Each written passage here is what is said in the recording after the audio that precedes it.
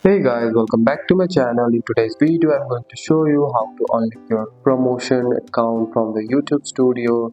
First, open your YouTube Studio on your computer or your mobile phone and make sure you are signed into the correct YouTube channel. On the left hand menu, click the settings, then click on advanced setting. Now look for the section called promotion account or Google ad content. Next, click on link account or remove assets. You may be asked to confirm your choice. Once you confirm, the promotion account will be deleted or disconnected from your YouTube Studio. And that's it. That's all for today's video, guys. If you found this video helpful, drop a like and subscribe for more videos. Thanks for watching. See you in the next one.